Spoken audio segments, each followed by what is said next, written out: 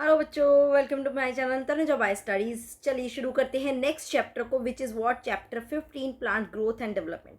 हम पूरी plant physiology पढ़ रहे हैं एंड बहुत इंपॉर्टेंट है, अच्छे से पढ़नी है। चलिए without wasting time let's start. Okay, so we have already studied the organization of flowering plants in chapter 5. Have you ever thought about where and how the structure look like?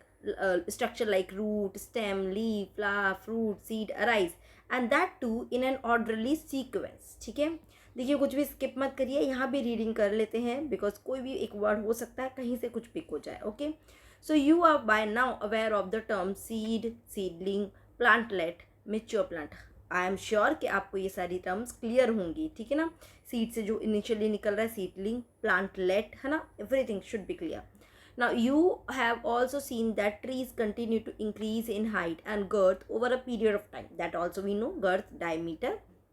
However, the leaves, flowers, fruits of the same tree not only have limited dimension but also appear and fall periodically and sometimes repetitively. ठीक है ना, कि बनते हैं फिर गिर जाते हैं, अगेन और बनते हैं, like this. Why does vegetative phase precedes flowering in a plant? ठीक है, all plant organs are made up of a variety of tissue. Is there any relationship between the structure of a cell, tissue, an organ and the function they perform? Yes, definitely. Can the structure and function of these be altered? All cells of a plant are descendants of the zygotes. ठीक है ना, हाँ, मतलब कहना क्या चाह रहा है कि जाइगोट जो है वो सेल से ही बन रहा है, राइट? सेल फ्यूज हो रही है तो जाइगोट बन रहा है। So the question is then, why and how do they have different structural and functional attribute? अलग अलग स्ट्रक्चर क्यों होती है? क्योंकि सब एक ही सेल से बन रहे हैं। तो so the development is sum of two process, growth and differentiation. So यहाँ पे हमारा आंसर एक्चुअली क्या है? डिफरेंशिएशन, है ना, जिसकी वजह से एक ही सेल अलग अलग तरह के स्ट्रक्चर में कन्वर्ट हो जाती है। To begin with, it is essential and sufficient to know that the development of a mature plant from a zygote follow a precise and highly ordered succession of events. During this process, a complex body organization is formed that produce root, leaves, branches, flower, fruit and seeds, and eventually they die. In this chapter, you shall also study some of the factors which govern and control these developmental processes. These factors are both intrinsic and extrinsic to the plant. ठीक है बेटा, चलिए शुरू करते हैं। Now तो यहाँ पे हमने, है ना, जर्मिनेशन हम बहुत छोटी क्लास से भी पढ़ते आए हैं, हमें बहुत अच्छे से पता भी होना चाहिए। तो ये हमारा जो सीड है, ओके, जब इसको हम सॉइल में डालते हैं तो इसमें सिर्फ हाइपोकोटाइल और एपिकोटाइल निकलता है, अगर ध्यान हो आपको। तो हाइपोकोटाइल नीचे जो रूटिंग प्रोवाइड करेगा, यहाँ पे कॉटिलिडोन्स प्रेजेंट होते हैं। ये एपिकोटाइल जो हुक है ना, एपिकोटाइल जो रीजन है, अब वो ग्रो कर रहा है यानी शूटिंग हो रही है एंड ग्रो करता जा रहा है। यहाँ पे कॉटिलिडोन्स जो थिक लीव्स लाइक स्ट्रक्चर होती है इनिशियली, वो है।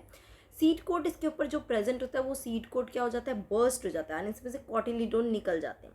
अगर आप किसी भी प्लांट को इनिशियली देखोगे, वहाँ पे दो ऐसे राउंड सी शेप में थिक लीव्स मिलती हैं, दिस इज व्हाट कॉटिलिडोन। इसके बाद ये एपिकोटाइल जो है वो ग्रो करता जा रहा है और वो पूरा शूट यानी कि पूरा स्टेम सिस्टम, और हाइपोकोटाइल नीचे की तरफ ग्रो करके पूरा रूट सिस्टम बना लेगा and this is how whole plant grow. ठीक है, now what do you mean by growth?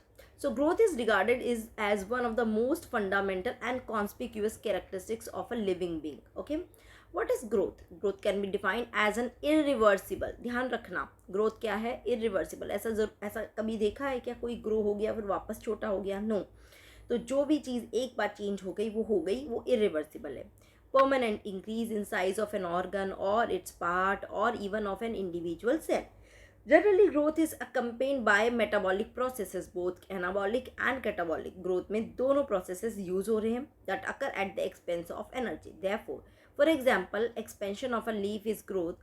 How would you describe the swelling of a piece of wood when placed in a water? ठीक है, वो तो actually process हो रहा है, which is not growth, वो तो osmosis के through हो रहा है, तो we will not say it growth.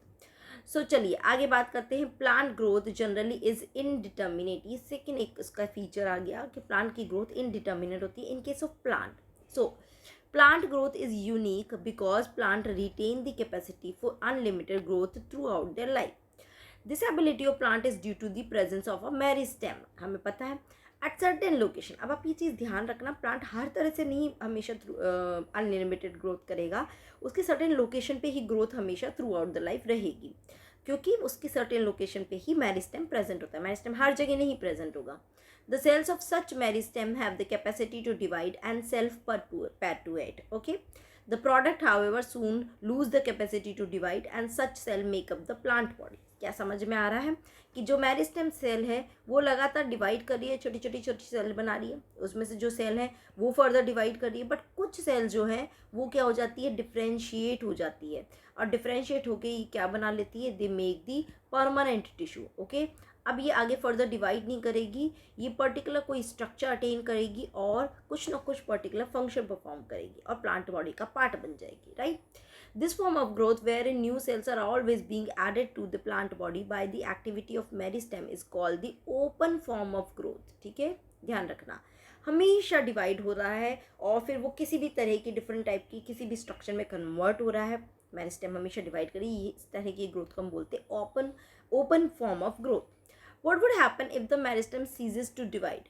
Does this ever happen? ऐसा मतलब अगर वो डिवाइड करना बंद कर दे तो वो डिक्लाइन फेज हो गया एक तरह से, मतलब लाइक वहाँ पे स्टॉप हो गई ग्रोथ, आप ऐसा कह सकते हैं. Right. In chapter 6 you have studied about the root apical meristem and the shoot apical meristem. You know that they are responsible for primary growth of plant and principally contribute to the elongation of plant along their axis. ठीक है ना, lengthening के लिए responsible होते हैं. You also know that in dicotyledonous plant and gymnosperm, the lateral meristem, vascular cambium and cork cambium appear later in life. अब मैं आपको बता चुकी हूँ, तो आपको अगर पता होना चाहिए वैसे तो, है ना. तो क्या है कि जिम्नोस्पर्म और डाइकोटिलेडोन में क्या है, lateral meristem, vascular cambium and cork cambium, ये सब बहुत ही लेट में अपीयर होते हैं और ये सब सेकेंडरी ग्रोथ के लिए रिस्पॉन्सिबल होते हैं. ये एक्चुअल में प्लांट की गर्थ को बढ़ा रहे हैं, उसकी डायमीटर को बढ़ाते हैं एंड फर्दर और जो फंक्शन हो रहे हैं उन सबको करने में रिस्पॉन्सिबल है. These are the meristem that causes the increase in girth of the organ in which they are active. This is known as the secondary growth of plant. Clear है बेटा? आगे चलते हैं. Now growth is measurable. क्या growth को हम major कर सकते हैं? So growth at a cellular level is principally a consequence of increase in amount of protoplasm. क्योंकि ग्रोथ क्यों हो रही है? क्योंकि प्रोटोप्लाज्म बढ़ रहा है. अब प्रोटोप्लाज्म बढ़ रहा है तो उसकी वजह से सेल जो है एक्सपैंड हो रही है, बाहर की तरफ हो रही है और उसकी वजह से हमें ग्रोथ नजर आ रही है. Since increase in protoplasm is difficult to measure directly, हम directly measure तो कैसे करेंगे? One generally measures some quantity which is more or less proportional to it. Growth is therefore measured by a variety of parameters, some of which are, कैसे कैसे measure कर सकते हैं? हम measure कर सकते हैं increase in fresh weight, dry weight, ठीक है, कि weight कितना बढ़ गया, length कितनी बढ़ गई, ठीक है, थर्ड नंबर area कितना बढ़ा, volume कितना बढ़ा एंड सेल का नंबर कितना बढ़ा. समझ रहे हो? You may find it amazing to know that one single maize root apical meristem can give rise to more than 70,500 new cells per hour. Can you imagine? Whereas cell in a watermelon may increase in size up to 350,000 times. In the former, growth is expressed as increase in cell number. Former मतलब कि इसके लिए बात कर रहा है मेज़ के लिए, कि मेज़ में तो हम ग्रोथ कैसे मेजर कर रहे हैं, उसके सेल नंबर के रिगार्डिंग, ठीक है ना. एंड लेटर उसमें वाटरमेलन वाले में क्या हो रहा है, express the growth as increase in size of the cell, ठीक है ना. तो ग्रोथ को बहुत अलग अलग अलग पैरामीटर से हम मेजर कर सकते हैं, whether in cell number, whether in size. Okay. While the growth of pollen tube is measured in term of its length, an increase in surface area denote the growth in a dorsiventral leaf, है ना. Leaf आपको देखेंगे उसका area बढ़ रहा है तो उसके थ्रू हमें पता चलता है कि लीफ की ग्रोथ हो रही है, ठीक है. Okay.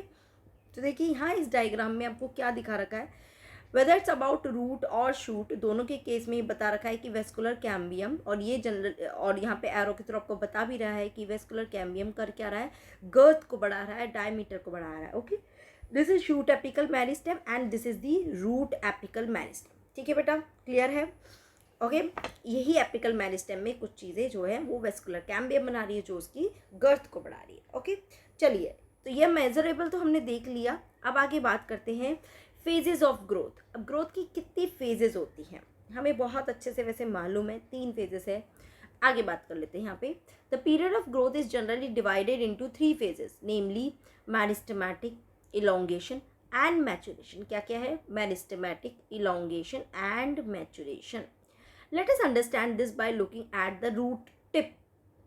Okay, So the constantly dividing cell both at the root apex and shoot apex represent the meristematic phase of growth. ठीक है ना, टिप पर हमेशा मैरिस्टेमेटिक मतलब या आप बोल सकते हो मैरिस्टेम प्रेजेंट होता है, तो मैरिस्टेमेटिक ग्रोथ करता है, ये लगातार डिवाइड करती रहती है और टिप को ग्रो कराती रहती है. The cells in this region are rich in protoplasm. अब इस सेल की क्वालिटी कैसी होगी, कैसी कैरेक्टरिस्टिक्स होगी इस वाले रीजन में. तो मैरिस्टेमेटिक ग्रोथ में जो है सेल वो प्रोटोप्लाज्म में रिच होगी. It possess large conspicuous nuclei. Why? क्योंकि इसको लगातार डिवाइड करना, तो वो न्यूक्लियस डिवाइड करेगा, तो न्यूक्लियस का साइज बड़ा होना चाहिए. प्रोटोप्लाज्म डेंस क्यों होना चाहिए? क्योंकि उसको डिवाइड होकर न्यू 2 डॉटर सेल में डिवाइड होना है. They cell wall are primary in nature. Cell wall में कोई डिपोजिशन या थिक सेल वॉल नहीं मिलेगी, बहुत ही थिन सेल वॉल मिलेगी, क्योंकि उसको लगातार डिवाइड होना है. अगर उसको आगे ही थोड़ा सस्टेन करेगा तो वो उसमें डिपोजिशन करेगा. बोल ही रहा है thin and cellulosic with abundant plasmodesmatal connection. सब सेल के आपस में प्लाज्मोडेस्मेटा कनेक्शन होता है. यू नो प्लाज्मोडेस्मेटा कनेक्शन ना, इस तरह से ब्रिज के थ्रू एक कनेक्शन रहता है. ओके. द सेल्स प्रॉक्सिमल यानी कि just next away from the tip, tip के जस्ट नीचे वाली cell to the meristematic zone represent the phase of elongation. ठीक है, वो फेज कौन सी होती है? Elongation. Increase vacuolation, cell enlargement and new cell wall deposition are the characteristics of cell in this phase. ध्यान रखना, ये सारी फेजेस का जो था ये पहली वाली फेज में था, मेरिस्टेमेटिक फेज में. अब जो आ रहा है ये किस में आ रहा है? ये आ रहा है इलोंगेशन वाली फेज में. जबकि इसमें क्या हो गया? वैक्यूल बनना शुरू हो जाएगा. क्यों बनना शुरू हो जाएगा? क्योंकि अब ये सेल डिवाइड नहीं कर रही है, ये थोड़ा मेच्योरिटी की तरफ जा रही है, तो ये क्या करेगी? वैक्यूल बना के चीज़ों को स्टोर करना शुरू करेगी. जबकि मेरिस्टेमेटिक सेल को स्टोर करने की ज़रूरत नहीं है, उसको तो हैंड टू हैंड डिवाइड करना है. सेल का एनलार्जमेंट होगा और सेल वॉल में डिपोजिशन शुरू हो जाएगा. ठीक है. Further away from the apex, that is more proximal to phase of elongation, lies the portion of axis which is undergoing the phase of maturation. ये third phase आ गई, maturation. The cell of this zone attain their maximum size in term of wall thickening and protoplasmic modification. ये third वाला modification हो गया, सबसे ज़्यादा thickening होगा, protoplasm का मॉडिफिकेशन बहुत ज़्यादा होगा. And most of the tissue and cell type you have studied in chapter 6 represent this phase. ये क्या करता है? ये रिप्रेजेंट करता है. जनरली जितने भी हमने देखे हैं, जितने भी हम टिश्यू पढ़ रहे हैं, वो सब इसी फेज को रिप्रेजेंट करते हैं. ठीक है ना बेटा? ओके. आज हम यही लेंगे, है ना.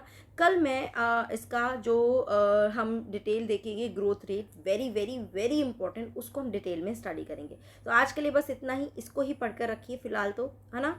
और इससे प्रीवियस चैप्टर की मैं डीपीपी आपको शेयर कर दूँगी टेलीग्राम चैनल में. Please go through that one, उसमें प्रैक्टिस करिए क्वेश्चन को. It's a very crucial time, आपको पढ़ाई करने की बहुत ज़्यादा ज़रूरत है. ठीक है, चलिए till then take care, bye bye, keep doing study.